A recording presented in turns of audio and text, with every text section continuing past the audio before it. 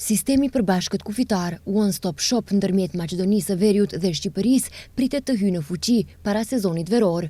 Kjo ishte njëra nga temat e diskutimit ndërmjet ministrave të brendshëm nga të dyja shtetet pas takimit në Shkup.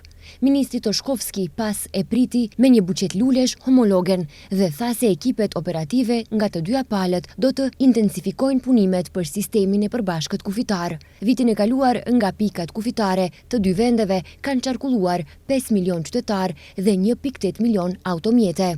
Vlerësoj se para fillimit të sezonit veror do të mund ta bëjmë siç e kemi zbatuar One Stop Shop sistemin me Kosovën dhe Serbinë. Do ta kryejm edhe me Shqipërinë, duke përmbyllur projektin në mes të shteteve që nuk janë pjesë e BE-s për një lëvizje më të shpejtë të qytetarëve, ku pritet të ulë kohën e pritjes në kufin tanë, tha Pançe Toshkovski, ministri i brendshëm i Maqedonisë.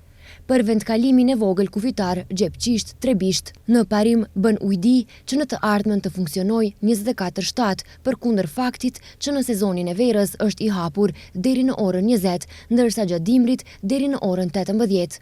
Por për një ndryshim të statusit nuk u përmend pika tjetër kufitare sezonale Shën Naumi Tushemisht, e cila lidh Ohrin me Pogradecin dhe është e hapur vetëm gjatë sezonit pranverë-verë me orar të caktuar. Ministrja e brendshme e Shqipërisë Albana Koqiu tha se një sistem i unifikuar doganor dhe kufitar ka një rëndësi të veçantë për afrimin e të dyjave, zhvillimin e ndërmarrësisë dhe mallrave dhe shërbimeve. Sistemi One Stop Shop nëpërmjet Maqedonisë së Veriut dhe Shqipërisë pritet të zbatohet në dy vendkalime kufitare, atë të Qafthanës, e rëndësishme për korridorin 8, dhe vendkalimi Bllatë që lidh Dibrën me Peshkopin, e rëndësishme për aksin e njohur si rruga e Arbrit.